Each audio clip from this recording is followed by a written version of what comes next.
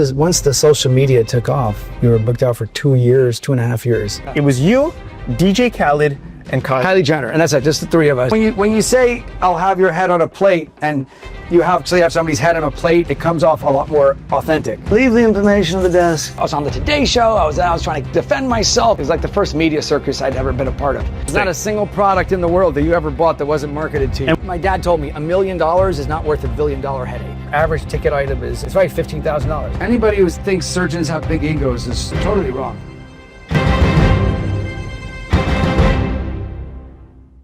behind me is Dr. Miami Tower. 5 stories, all dedicated to his practice, built entirely on social media. We're gonna go hang out with Dr. Miami right now. We're gonna learn all of his secrets on how he built the business, what he did on social media to grow, and how he raised $17.5 million with a new company he partnered with called Bliss. Let's stop wasting time and get right to it. All right, welcome to Dr. Miami Tower.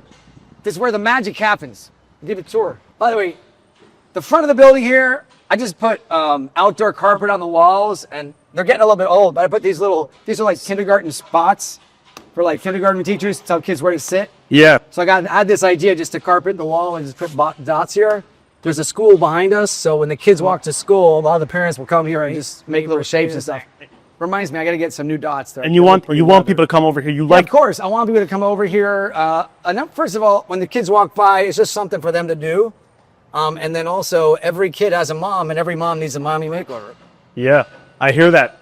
Good for business. Good thinking. Good for business. And then people who follow me on social media, if they can't get in after hours, they just come here. They'll take it's like a little step and repeat kind of thing. Hey. And it makes people post, and it just brings more exposure. Makes people post, exactly. It brings more exposure. Everything is about marketing, huh? Everything is marketing. Marketing makes the world go round. Interesting. There's not a single product in the world that you ever bought that wasn't marketed to you. And when did you get this building? So I moved in 2007. I bought 2 floors. Okay. And then slowly over the last, since then, almost 18 years, I just bought, whenever a floor became available, I just bought another floor until I owned the whole building. I think I completed the last floor purchase. I was leasing one, I think like 2019, 2018, something like that. I think about 10 years until people retired and they was gone. I took their floors till I had the whole building. Wow, brilliant. And yeah. And when the first time you actually stepped foot in this building was 2007? 2007, yeah. And is that when you actually got your, license to be actually practice? No, I've been in practice since 2003. I was renting space. This is the second floor. This is the operating room floor. Okay. In 2003, I opened the business, and it was called Bell Harbor Plastic Surgery Associates. Okay. And the reason I did that is I just figured it's like Bell Harbor is kind of like the Beverly Hills of Miami. So I figured it's a nice location. High net worth zip code, could do plastic surgery, right? Yeah. Turns out that wasn't such a great idea because I realized, it worked okay. You're saying the name? The name. The name. The idea was that eventually I would have other surgeons and it would be like a whole associates. But basically it was Bell Harbor Plastic Surgery Associates. I was the only associate at that point. Wow. Okay. And I rented a floor, no, not even a floor, an office in one of the condos on Collins Avenue. And you were doing procedures in the condo? In the condo. So the thinking was, I live here. I'd been in this neighborhood for 20 something years, 27 years. I wanted to stay local. I wanted to be able to walk to work.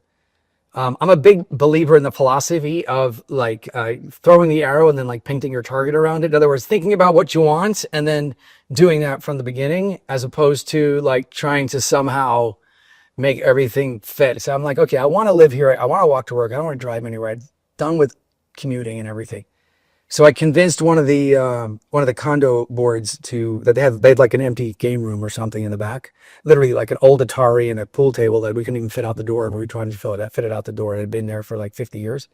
And I convinced them to let me turn it into a plastic surgery office. And this is what year? 2003.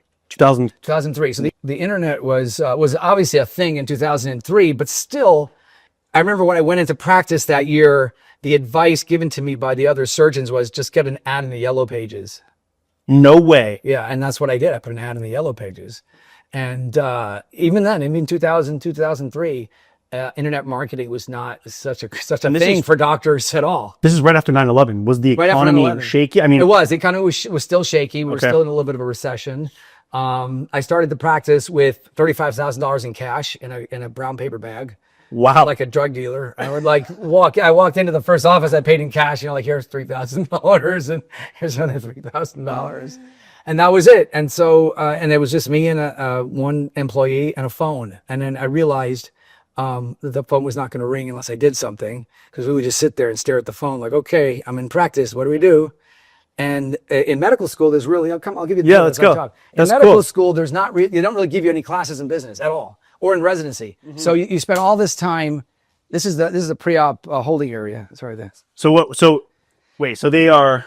First of all, I want to continue talking about what we're talking about, because you clearly have. It's very fascinating what you're saying. Yeah. But this is essentially where they are. Are they sleeping here? Are they staying here? No. This is just right before surgery. You come in here. You'll notice that it's all pink and girly colors because I only operate on women. So like 99% of my practice is women. Yeah. And a very specific target that I've gone after, which is women between the ages of 18 and 50. And are you doing pure plastic surgery, or cosmetic. Botox? All cosmetic. All cosmetic. Oh, I do some Botox. But I only do that for like friends and family. It's not something that It's not a main. That's the main thing. The only exception to that was during COVID, when we had to shut the practice down. I did drive-through Botox in the parking lot. Was that a tough time, COVID? Yeah, we couldn't do surgery, and that's my whole business. They didn't allow you to do surgery because No, it was not. They proving- shut down. Yeah, they because it was shut down. not medical Non-essential. Non-essential. And all elective surgery was canceled. So, like I said, being a marketer at heart, I just thought, well, what can I do? I drove by one of the COVID testing places. I'm like, if they can do COVID tests in a parking lot, then I can do Botox in a parking lot. And we had a line literally like down the driveway all the way to the street over there of cars. Wow. And we did it for a couple of weeks, and all of a sudden a cop pulls up. And I'm like, oh, they're shutting us down finally. And it was just a cop that wanted Botox. No and they just way. pulled up in a squad car. It was a guy or was it a girl? It was a lady. It was a lady. I love that. Because nobody had gotten Botox for months, because all the elective stuff was shut down, all non-essential. And you need Botox, or else it'll It goes away every 3 months. Yeah. Or if you happen to run out of your Botox that month, you can't live without your Botox. Yeah. Patients come in here in the morning, and we take pictures. I put the marks on. We sign some consent forms, do some business stuff, and then It happens in this room. The marks happen in this room. In this room. Absolutely, I see. In this room, and then they come over here. This, by the way, is this is a little viewing room. Okay. So other doctors, medical students, whatever, and you come in here and watch surgery. It's a mirror, so you can't see in from the other side. Okay. So there's like a little, but there's the operating room. Okay. Wow. Patients come in, we do the surgery there, and it's a standard sized, normal operating room. Nothing I've had it for whatever since 2007. So. And this is really so. You built this over here for whenever you're trying to train somebody, or students, medical students, other doctors, whatever. and they can't see. It's a one way. It's a one way. It's you can only see. You can only see that way. Yep. Mm-hmm. All right. All right. And operating room is in there. Sink, crash guard, prep room, sterilizing room, clean room, recovery rooms over here. Wow, this is a lot. This is a lot deeper than when we first came on the floor. It looked small. I mean, these are all. This is extremely and deep. again, this is a boutique practice, which means one surgeon, one operating room. It's very. There are places where they have 15 operating rooms and 10 surgeons, and they'll go room to room, kind of like a factory. How many people are here? If you guys are doing a procedure, it's a busy day, it's a Tuesday, whatever it is. Yeah. How many people are in Dr. Miami Tower? How much staff? How much staff? Yeah, 20, probably maybe 15, 20 people. 15, 20 people. Yeah. Wow. Same people for a long time, or is it same people. Yeah, we have very, very little turnover. Wow, amazing. Very little churn. Okay. Now we try to make it a fun place to work. Very cool. I've had some employees that I've known that are, I have one employee that's out on maternity leave, and I've known her since she was 18, and she's like 36 or something. Yeah, that's a good sign. Actually, no. By the way, if you're younger than 36, I apologize. But the point is that we a long time. This is a recovery room, recovery areas. So we'll have a patient come in, and then after surgery, they come here and they recover. Down the block, we have a hotel where we have basically a private floor with nurses there 24/7. So. And how does that work? You worked out a deal with the hotel? With the hotel, but we don't do any medical stuff there. The patients just recover there, and then the nurses take care of them. So. And that's do you recommend that even if they're from Miami? Yeah, for sure. Every patient has to be at least 24 hours post-op, or I recommend they spend the whole week. Most of the operations that I do are big, like big mommy makeover, 3-4 hour surgeries. takes a week or two to recover. I do recommend they women spend the first week in a hotel with the nurses. Yeah. If it's something short and quick, like a rhinoplasty or a breast augmentation, at least the first night with the nurses, and then they go home. It's so funny because I actually was one time walking. Yeah. I've been in this neighborhood, right? And Yeah. I actually saw somebody coming out of the hotel wearing Dr. Mammy merchandise, and Yeah. she was walking nice and slow. Yeah, nice and and slow. I knew Nice exactly and what slow. was happening. And we take them from the recovery room to a wheelchair van, Yeah. so that they don't have to. It's only a block and a half to the Very hotel. cool. And wait, what's this room over here? We didn't This is the prep room. So this is where sterile, like it's like we'll keep it clean. They Yeah. prepare for the next surgery here, and they roll the trays across. Okay, and this is So- let's go. And this is the operating room, but we can't go all the way in, but we can open the door. Okay, And just kind of yeah, check yeah. it out. You get some zoom, get some shots in Yeah, there. you can just check it out.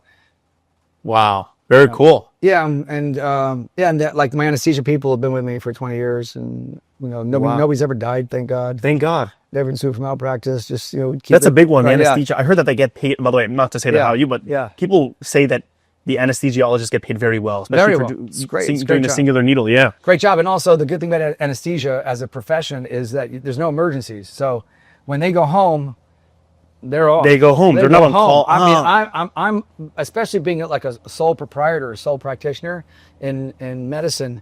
I'm on call all the time, 24/7, 365 Even days now, a but now year. you do mostly cosmetic stuff. You're still on call, even like emergencies and stuff like that. Well, my own patients.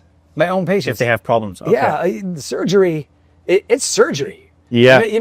People may say, "Oh, it's cosmetic, it's elective."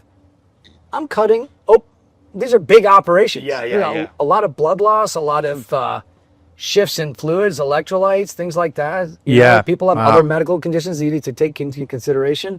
And there's plenty of stuff that weighs on a surgeon's mind, no matter what kind of surgery you're doing, but especially in this type of environment. And when So- did you know you wanted to do this? Because that's like, you're right. This is very intense. Oh yeah, it's super intense. We part of the We can keep the walking draw lower. for me. I don't know if the light is good here, but the part of the draw for me is is that it's something that is, for me, it's always been interesting. And at the end of every surgery, I get like a little high, like a little dopamine rush when you see the before and the after, and you're working with your hands, and you get to see the results. I'm sure it's the same thing for you. Like when you edit this video, you see the final thing. Yeah. And you put it out Because it's creative. It's creative. creative, yeah. Exactly. It's creative. And, Yeah. and although even like I'll post, 1,000 tummy tucks, 1,000 BBLs, 1,000 breast augmentations, 1,000 noses. For some people, they look at it like, oh, it's the same thing, but it isn't. Every single case is unique. Every single case presents its own artistic challenges. Do you ever turn people around? Like, be like, Oh yeah, no, 10% of the time, at least 10%. 10%. Wow. 10%. I turn What, away. what are some reasons? Young So, or yeah, well, medical reasons. Okay. Would be the number one. Diabetics, smokers, people with other, as whatever things that are not medically conducive or might be higher risk for this like kind smoking of, weed or smoking smoking cigarettes. smoking You have to cigarettes. quit smoking before you have this kind of surgery. Yeah. How long before? I like to say a month. A month at least, before. yeah. Okay. But also psychological. You always ask patients, why are you doing this now? Yeah. Are you doing this for yourself? Are you trying to win back an ex-boyfriend, or are you trying to get revenge? What's the reasoning behind it? It has to make sense, So, as a surgeon, as a doctor, we have like a fiduciary responsibility to, first do no harm and make sure that the patient is doing this for the right reasons. And some people, you're not going to make them happy if they're not ready to be happy and they're not psychologically appropriate. You're not going to make them happy no matter how good a job you do. And it's a bad long-term investment. It's a bad long-term investment. bad reviews, No, bad, yeah, especially being you know, social facing. Yeah. My dad told me $1 million is not worth $1 billion headache. So That's a good one. yeah. All right, let's keep going. That works in any business. Yeah. And I'll show you the third floor here. Yeah. So anyway, I was in I was in the condo building for 5 years. I had an operating room, and then they offered me like a huge amount of space, like 10,000 square feet in the garage that they weren't using. Okay. And I was about to build out a huge surgery center there. Yeah. And then the condo board flipped. And I had been giving Botox to the president of the condo board for free as like a token of as a token of appreciation. Yeah. And then this is my son, Sviki. Oh, nice. Sviki's starting a business, actually. We're live on camera. Sviki actually has 2 businesses. You have 2 businesses. It's a vlog, a Yeah, tour of the office. He's starting his second business now. I love it. What kind of businesses? So I help surgeons for clearances. That's Very cool. That's the new one. But the business that he's had for the last 2 years is called Kini Life. Describe like weight loss. GLP-1s. All medical related. Very also Yeah. in the same. Also medical related. Apple doesn't fall far from the tree. Good idea. I did the same thing with my dad, by the way. All right, Very cool. and this is our podcast room. Wow. Everybody's got a podcast these days. Are you active here? Are you still? So I haven't been podcasting in about a year. We did the Crime and Plastic for about a year. It was very well received. Okay. How many listeners did you have? 50,000. Why'd you stop? Because my co-host quit. So You're. and then I just, that makes sense. Yeah, she quit the practice. So Was this earning? Was this creating any revenue? Yeah, I mean, in the sense that all marketing creates revenue. You sometimes can't look at the. I didn't start this with the idea that I was going to attract ad revenue. Although I'm a Figs ambassador now. Which is crazy. But that wasn't the goal. Was just to Mark, I was going to market actually the ask you. practice. So one of my questions for you is, yeah.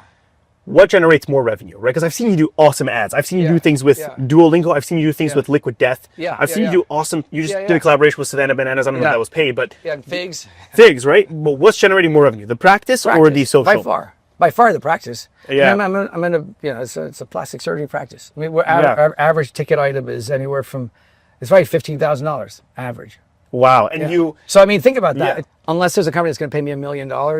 Yeah. For an ad, there's no way it's no way that it's. But it opened the door. So here's another thing, right? It just opened the door for your new business, which is the Bliss, which raised $17.5 million. Exactly. Yeah. So Bliss is that's the future. I mean. Yeah, I figured. Because I like being a single surgeon practice, and maybe I'll add another surgeon just to pass the baton along. But I never wanted to be a boss of other doctors per se. Or other people, really. I'm not a great boss. Like, it's not my thing. You don't want to turn this into like its own business that you could lead from the top. Yeah, no, exactly. Yeah. But I do have a lot of insight into how plastic surgeons think and how the business works, and also how to market it. Yeah. And so Bliss for me is like a perfect marriage because it's like super smart guys. They're mainly tech guys. Yeah. And real manager type people that can scale the knowledge that I built up over the last 25 years to help surgeons fill their schedules. And that's the tool. It's an AI tool for this. It's a marketplace for plastic surgeons. Very cool. The way booking.com is for hotels. Upwork is for whatever. Correct. Yeah, I see. Correct. And up until now, if you're a consumer and you're looking for a plastic surgeon, it's been very old school. It's just you ask your hairdresser if she recommends anybody or your best friend, but you don't know if that's if you live in Des Moines, Iowa, and you need a tummy tuck, what are the odds that your hairdresser happened to go to the best, most cost-effective, so true, experienced plastic surgeon? And it's a big deal, like you said. It's your body. Yeah. You never want to get that wrong, okay? And you can't.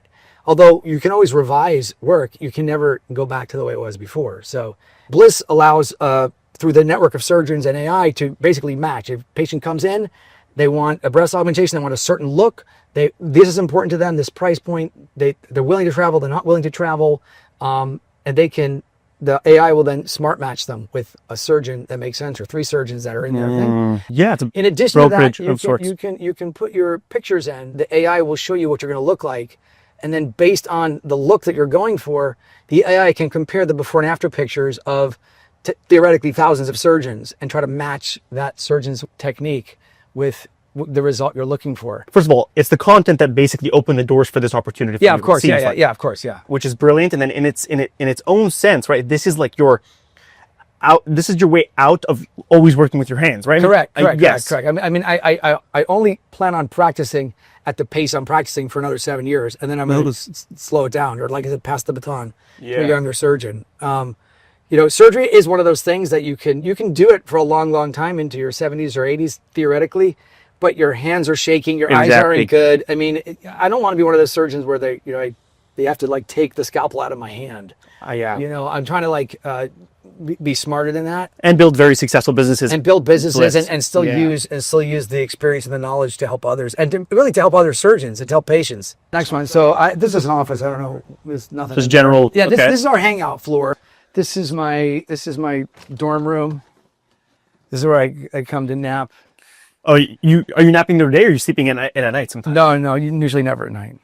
Wow. So Except during COVID. I slept here a couple of nights on COVID. That's about it. guys, I can't wait to show you what happens next in this video, but you need to know about the things that Michael Gabriels is doing. Michael Gabriels is a lab-grown diamond jewelry company, and they have some of the most beautiful pieces that you will ever see.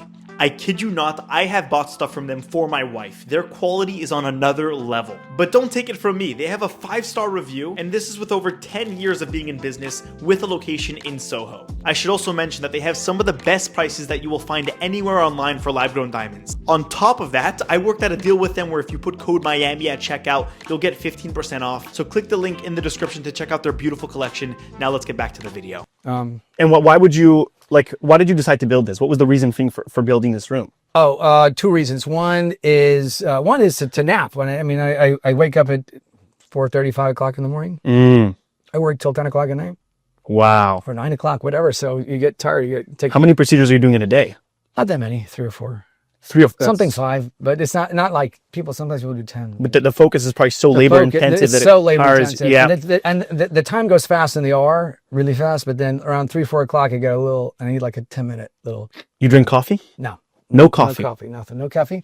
And then also this is for my shoe collection. This is like social media stuff. I used to have an entire room full of props, nothing but costumes, like a party city. And then when COVID hit and we started to go off of that, and I just gave them all away. But I had if you watch my TV show from 2017, you'll see all the costumes. It's just like costumes and costumes. It's just some of the props that I. And who's thinking about, because this is obviously chaotic. I mean, we're looking at this. Yes. This is chaotic, right? Yes, So the question is, yeah. who is thinking of all this chaotic stuff? It's me. It's all you. It's all me. It's all me. I mean, you have, so who helps you with this? All the ideas that you have on your social, is that you and as a combination of your team? Oh, sometimes Alex comes up with 1 or 2. Is she here? Yeah, she's over there. All right, we'll say hello. Okay. I love it. Anyway, there's all the knickknacks. Doctors tend to collect a lot of knickknacks. Right Look here. at this. Look at this. This is a bottle of water that Adam Sandler left behind. Adam Sandler left. Not here, but I saw him out somewhere, and I'm like, that's Adam Sandler. I'm gonna grab his water bottle, put it right there. But my wife would never let me keep that at home. But this is where everything lives, where it's like, okay, this is my room away from house. Yeah. Yes, exactly. It's like my little man cave. I love it. Exactly, Okay, great. Exactly. Okay, hello. This is Alex, she comes up with some of the ideas. Wow. Some. What's your involvement in terms of social media? I'm the social media director. You're the social media director. So are you holding the phone? Yeah. Amazing. If not me, the stand. And how long have you guys been working together on this? More than a year. And so, yeah, a little bit. More I than made a a year actually this week. It's this week, is it? Monday. The anniversary. Yeah. Thank you. Very nice. A year. On Monday, it's a year. No, this past Monday was a year. And how many views do you guys have on TikTok? Because some of your videos are crushing. Yeah, some of them crush. It depends. It really depends. It really depends. Like in a month, what would you say? How many total views in a month? Millions. Millions. Millions and millions and millions. Wow, you think you've done over 1 billion views in your lifetime? Oh, for sure. For sure. Billions, probably. Billions. 100%. Because not only that, when I talk about my lifetime, forget TikTok. On Snapchat, Yeah. when at the height of Snapchat, we started in 2015. By 2017, it was like 1 million, 1.5 million viewers a day per snap. Per And how snap, many were you posting? No, we were posting 20 minutes of snaps. Each 20 minutes worth of snaps. Each snap was like 10 seconds. Think about that. It was like people were like. I remember. I Remember the old days of Snapchat? You had to hold your finger on the phone. It was you. Here's the thing about during Snapchat, just for yeah. context for the Yeah. folks who are maybe younger or whatever it is. Yeah. It was you, DJ Khaled, and Kylie. Kylie Jenner, and that's it. Just the 3 of us. And you guys were the biggest, and you were. And here's a very good question. Right? So you were one of the biggest on Snapchat. Yeah. There was obviously a point where you're like, I've got to shift away from Snapchat. Yeah, well, Snapchat shifted away from me. What happened was after they went public, and they started to kind of, they wanted to be like a glasses company. Remember that? Yeah, spectacles, whatever. So they want to be a lot more kid friendly. So they would send me messages like, "Hey, you can't," because I was posting surgery on it. Yeah. That was a big draw. I mean, it's like it was the first time, really anywhere people could see into the operating room, in real time, like as surgeries were happening. So it was a huge appetite for that. People would watch Grey's Anatomy, but you don't really see the surgery. You just see their masks. And were you the first? Because there were other copycats as well. Yeah, afterwards there were copies. We were the first, and it wasn't like some great marketing plan. It was just kind of luck. I had been on Instagram, and we were posting before and after pictures on Instagram. We had about 90,000 followers or something, which for me, I thought that was a lot at the time. Yeah. And then we had some posts where the areola showed a little bit. Okay. And they deleted the account. Done. Insta just, Done. all right. And there's no way getting it back. That's actually how we became the real Dr. Miami. Originally, we were just Dr. Miami, but then they deleted it. Do you not post on Instagram at all anymore? I do. Okay. But I just don't post any. I just don't post. I don't post anything that might get me canceled. That might get me. Absolutely. When I say canceled, I mean literally thrown off the app because you're showing nudity or Yeah. sexually explicit content. Yeah. Even though everything I do, none of it is sexually explicit. It's all medical related, but the algorithms don't know that. And when they decide to delete your account, it's very hard to get it back. And TikTok, on the other hand, you took an entirely different approach here. Completely So different. how was that? Knowing that it was an app for kids, Yeah. and that they would not tolerate even the tiniest bit of anything that is Yeah. of nudity or any kind. So we just took the personality of the Snapchat, because the Snapchat was surgery plus fun. And it was completely no holds barred. There's no censors, no nothing in the beginning. Like I said, as Snapchat became more, they actually sent us an email. We want to be more kid friendly. Cut the crap basically. And Wow. Only be So we did that, and then on TikTok we just took the fun stuff, put that there, and then of course on Instagram we always kept posting, but very very you'll see demure stuff, nothing too risque. And then if you still want to see surgery now, we post that on Telegram, where there's no. Interesting. How big is your Telegram? Was it a group? It's like 12,000 followers on Telegram, which is not bad for Telegram. Because But it's focused. But and it's focused. Those yes, are 12,000 people that are interested in seeing surgery. So Okay. yeah, every single social media converts to customers, and I'm sure you know that there's a different demographic for each social media. Absolutely. platform. So Yeah. the youngest are on TikTok. Almost everybody from 18 to 50 is on Instagram on Earth, and then Facebook's a little bit older. You've been doing this for over a decade. Okay. Yeah. How do you have that energy to keep going? And people, there's this thing with social media, and I come from a family of people who are all on social, right? Yeah.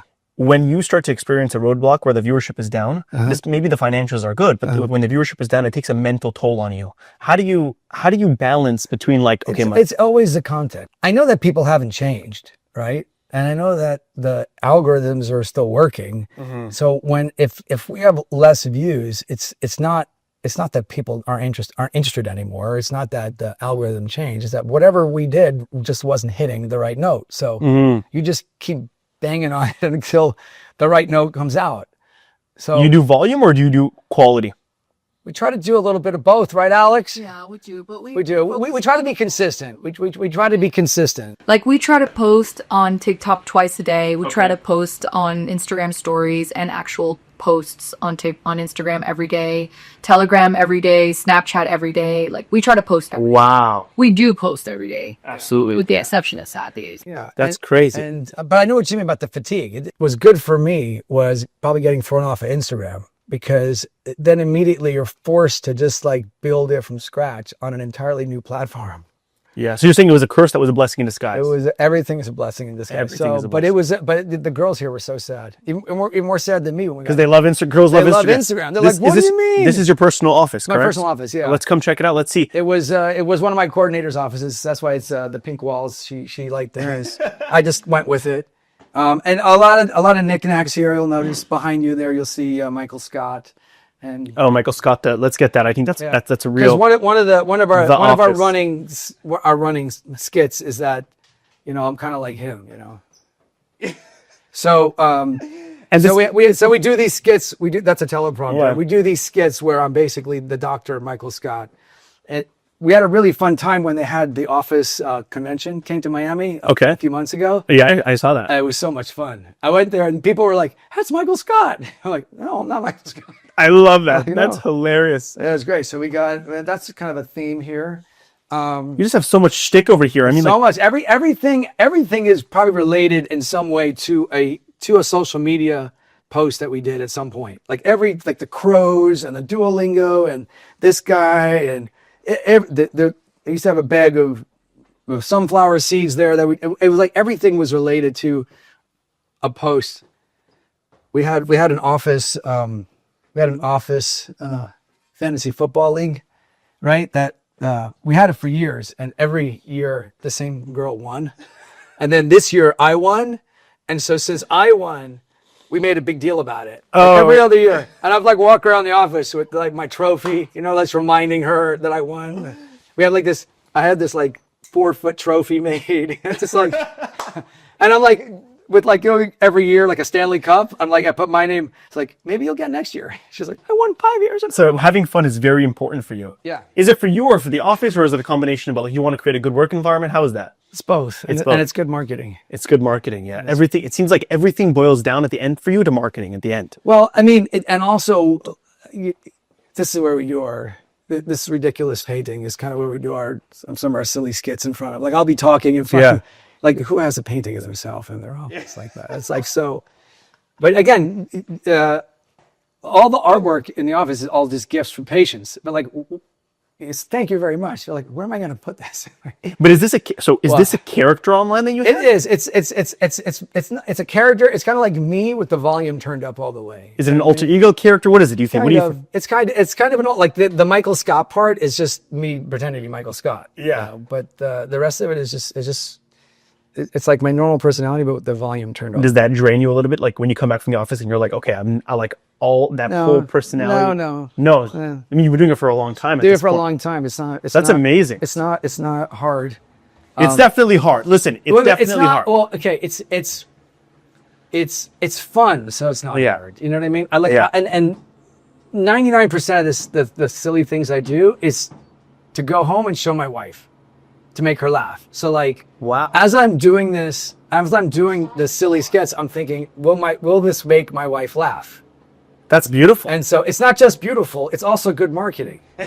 Because if you're marketing to women, yeah, that's so if true. you're marketing to women, one of the big mistakes people make when they market is they market to themselves instead of thinking about their audience or their intended customer. A lot of plastic surgeons, they basically market to other plastic surgeons. Then when they put their ads up, you'll see them in a white coat with a stethoscope, maybe the picture of a pretty lady smiling, a whole bunch of and it'll have like board certified, Harvard Medical School, all the credentials. Ego. Yeah. It's not so ego. It's if they were looking for a plastic surgeon, that ad would attract them. But if you're an 18-year-old girl that wants a nose job or a breast augmentation, okay, you see a guy in a white coat, the thing talking about his degrees, it makes it a frightening thing. It's intimidating. Your patients think they know you. They think they know. Right, exactly. And so that's why and so immediately after I did this, a lot of doctors started doing it, and I tried to help them and teach them how to do it. So they. Oh, you're generous with them. I mean, you don't mind sharing. Well, generous to a point, and then I also had like a little business on the side where I would Very teach cool. them how to do it. I love it. And it worked really well. And I would tell, and a lot of doctors would come to me and be like, "Well, I can't be Dr. Miami. I'm like this other personality." I'm like, that other personality is going to attract people that are attracted to that other personality. Don't worry. Like there are millions of women that would never come to me. They're like, oh, he's wacky. He's like, I don't want to. Yeah. I don't want that. I would never let him touch me with a knife. Great. I'm not for you. Yeah. You know what I mean? And that's fine. There is a doctor that whose personality would suit you out there. Interesting. Find him and get the work done that you need. You don't have to come to me. That principle, I call it letting the garden weed itself. Only the flowers come out, and the weeds, the ones that don't want you, they're not going to come. Very true. You know what I'm saying? So there's doctors that, again, on social media, they have a completely opposite And you ignore the personality. comments. You obviously, because the weeds come in the comments. The weeds come in the comments. You ignore the comments. Yeah, you can't. Yeah. Listen, I learned very early on, before social media, in 2006, 2007, I put out a book called My Beautiful Mommy, which was a children's book designed for my patients to read to their kids before they had surgery. Because I operate on a lot of young mothers. Yeah. And what I noticed is they'd bring their little kids, 3, 4, 5 years old, to the consultation. And the kids didn't know what was going on. They would always associate doctors' offices with shots and sickness and whatever.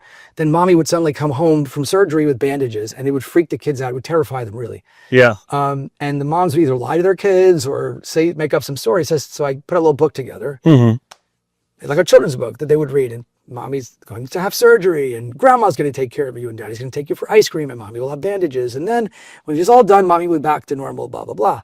And my parents, my patients loved it because they were able to now start this conversation with their kids instead of traumatizing them. That's very thoughtful. Great idea, right? Yeah. Great idea. So we put it out on a Monday, and by Tuesday, the internet had a field day with it. You know, this is a book promoting plastic surgery for kids. How can you do it? I was on the Today Show. I was trying to defend myself with the Kathy Lee. And, The Today Show came out and started to attack you as well, or they wanted to interview you on the attacks. They interviewed me. They interviewed you on the attacks. So online, it became this whole crazy thing. Yeah. ABC News and the front page of AOL, the whole crazy thing. It was like the first media circus I'd ever been a part of. And so they flew me to the Today Show and I had to explain myself. Okay. Yeah. Going through that process of having so many critics come, you're just a regular guy doing your job, and then all of a sudden all these critics come out of the woodwork to say you're like poisoning society and you're the devil and whatever.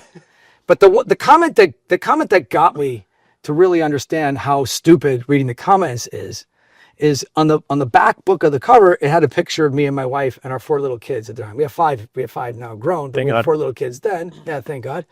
And one of the comments was, "Who the hell has 4 kids these days? What a selfish prick, that he has 4 kids." Like, Wow, that's just hate. that's just hate. Yeah. But just like the Yeah. fact that you have kids, you're overpopulating the world somehow.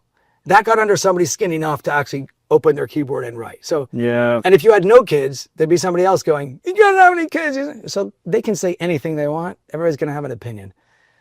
So yeah, the comments. It's people's demons talking whenever hate is rampant. Right. It's just people's darkest points, darkest side, just smashing at the keyboard.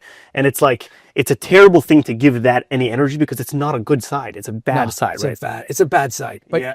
but then, and you develop thick skin. So you can't be in social media unless you understand that. All right. So so Bring it I've up. got a little conference room over here. Okay. These were just supplies. Just to be more fit. I use it every morning, but this is a gym. We got everything you need. By the way, you're more than welcome to use it anytime thank you. I want. appreciate it. It's open 24/7. There's no alarm. Okay. You literally, I have a question here. Yeah. You spend most of your life in this building because you told me that you leave here at 10. Yeah. You wake up at 4:30. First of all, how long are you sleeping every night? Whatever those difference in hours is, 5 hours maybe. Meaning you get home at 10, shower, and straight to bed? Yes, pretty much. I hang out with my wife. Yeah, hang up. Okay. My wife comes here a lot too. I figured. So being close to home, like when the kids were little, she would just bring them here. Like It's an the kids extension of grew the up- home. It's an extension of the home. Yeah. Brilliant. Extension of the home. This is my fantasy league football trophy. Oh, this is it. You mean... and this And is... then I did a whole skit where like, being a professional fantasy athlete is really hard work. You have to, train and, really focus. Professional fantasy athlete. This is a lunchroom. Wow. And I don't know what this is. And the 5th floor is where I see it's like consultations. Thank you, patients, that thank sort of you. thing. By the way, this street back here, Yeah. this alleyway is called Burt Court. You know that? Brick Court now. Burt Court. Burt Court, B-U-R-T. okay. He was a partner with Shepard Broad, who built this whole island. Wow. The developer. He was and he had gotten into a fight. Okay. So the causeway is called Broad Causeway. Yep. The big bridge. The school is called the Ruth K. Broad Elementary School. Yep. But he got into a fight with his partner, and so this alley is called Burt Court. So don't get into a fight with your developer partners because they could. That's what he gave him. He gave him a little He alleyway. gave him the alleyway. You understand what I'm saying? That means just Kane Concourse, Broad Causeway, Broad School, Burt Court. That's humans. Humans. Okay. This is where we see patients. I didn't even get you have 2 patients here? Yes. Okay. We won't film them. Links. Okay, massage. And She's the No, you could film oh, them. We won't film okay, them. cool. I'll come Okay. here. Like a consultation room back here for like the business closing room over here.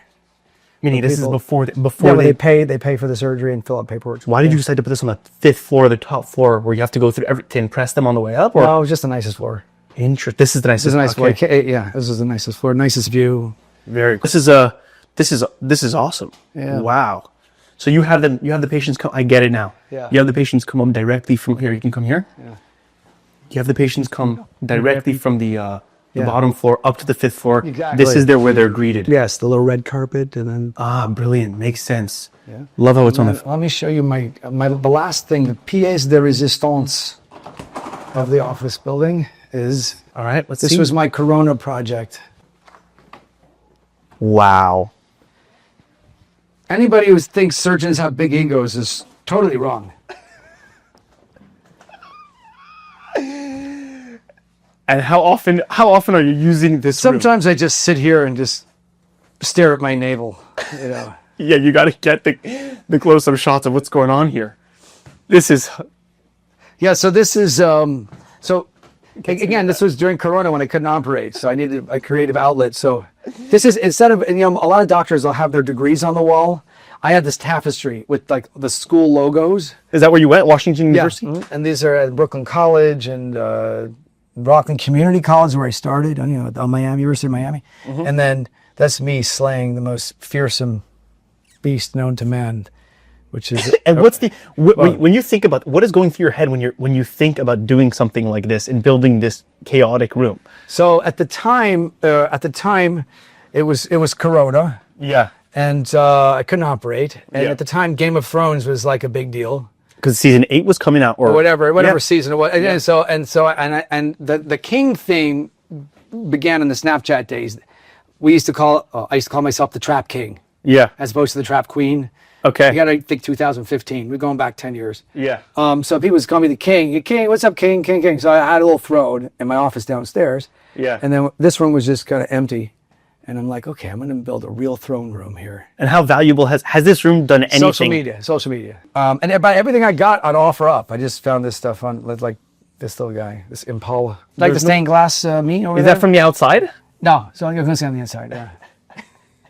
So it was old-timey doctor pictures. And then when you think about these ideas, right? Yeah. Your family, right? Your kids, your wife, Yeah. are they like, Dad, you are crazy? What are they thinking? Well, until it's done, I don't really know. Until it's done. Meaning you just do it, just- you tell your employee. Yeah, you do it. And then when it's done, it's done.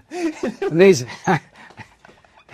this is the first animal I killed, the unicorn, when I was a boy.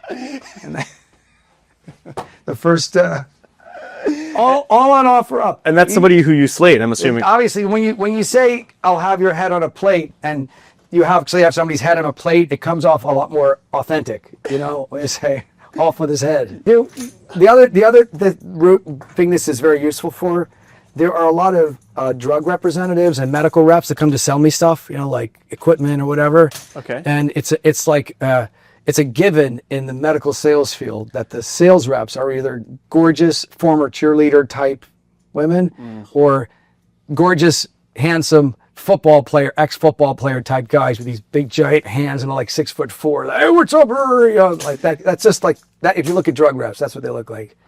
They're very well paid. They're very good at their jobs. They're a little bit intimidating, especially since most doctors are kind of nerdy and small.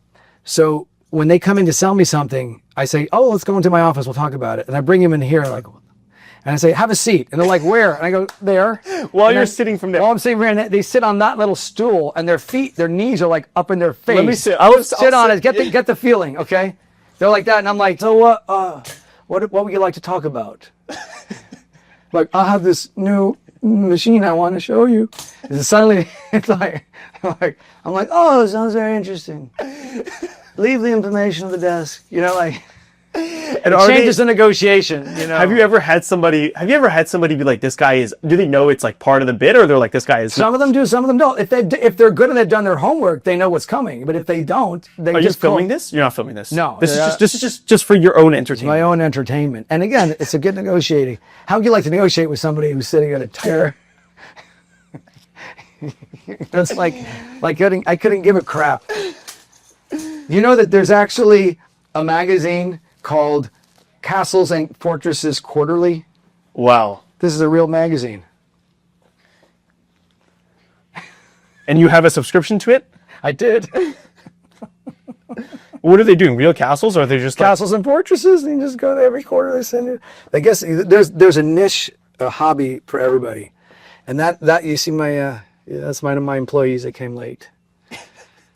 So or I say it's one of my employees that tried to steal from me, but is it when they come to work for you? Yeah. Is this they know already. So. does this draw them, or does this detract, or is Again, it kind of it's the garden weeding itself. interesting? So the people who enjoy it, I get. Will apply for jobs, and the ones that don't won't, and the ones that Yeah. want to work here they will, which is nice. It's good. That's the beauty of social media. You can really see behind the curtain. Yeah. You don't have to wonder. I love this. This is great. You're definitely listen. I've met a lot of awesome content creators, and you are probably the most unique one I've ever met. Well, thank And you I very think, much. and I think it's because of how I'm also a doctor. Yeah.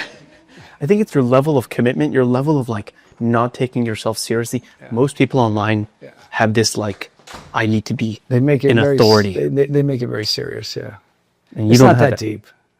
It's not that deep. Also, I'm older too. I think if I was your age, or if it doesn't happen when I was in my 20s, I think it would be I'd be a very different person. But this didn't happen for me till I was in my 40s. So I had a little bit of experience of like, you know, as far as like life experience. So yeah. Wait, that's actually The Snapchat didn't happen until I was in my 40s. that's so you're telling me that up until you were practicing for how many years? 15, what was it? Yeah, about 12 years. Okay, so 12 years you're practicing, and is the practice like, are you struggling? Is like, what's the deal? No. It was busy, It was busy. but it wasn't like once the social media took off, you were booked out for 2 years, 2.5 years. Instead of being booked out for 6 weeks or 8 weeks, it was like 2 years. And how about now? Are you booked how many? Down like 6 months because I chose that. Yeah. Like I don't want to book out too far in advance because I realized when Corona was a big wake up call for me. When you book your calendar out 2.5 years in advance and you have to stop for 2 or 3 months, you have to reschedule 1,000, 2,000 people. It's impossible. It's people you've taken deposits from, some of them paid for their surgeries already in advance. The night, it took me 2 years to catch up, like, and 3 years maybe until we From had- Corona, wow. from Corona to put all the pieces back together. And are you going on vacations or? Yeah, I try to take 4 or 5 weeks a year. Like, the first, I'd say 15 years of my practice, or it's 12, 13 years of my practice, I didn't leave the state. I didn't leave the state. Give our vacations were in state because I'm a sole proprietor, so I had to be responsible for my patients. You're a workaholic for sure. Yeah, of course. Yeah, that's obvious. Oh, we also have 5 kids and 3 grandkids. I mean, No, of course. So like, it's possible because I live close to where I work, and like the office is an extension of my home, as opposed to like if I work downtown in an office building somewhere, it would be much more difficult to maintain the work-life balance. When you have it close by, Yeah. you can actually have it. Much, doctor. It was a pleasure. Thank you for having me. Listen, thanks for taking a peek under the hood and seeing what we got going I on here. appreciate, I appreciate it. If you ever want to do plastic surgery and you're in the Miami area or not in the Miami area, If you're a woman between the ages of 18 and 50, I'm your guy. and how do they reach out to you? What do they do? Just Google Dr. Miami. And then they'll know what to do from It's there. easy from there. That's a wrap. That has to be the most textbook, greatest example I've ever had in terms of how to build a business using social media. Dr. Miami is clearly a marketer at heart. He's clearly a workaholic, which I had no idea up until this point. In addition to that, I've come to find that at the end of the day, if you are not willing to do crazy things to make the money, you are probably letting ego lead. And really, you should probably just lead with sincerity, fun, don't take yourself so seriously, and that's how you'll win in the end. Of course, thank you so much for watching. On to the next one. Make sure to click that subscribe button and that like button because it'll help me a ton, and we'll talk soon.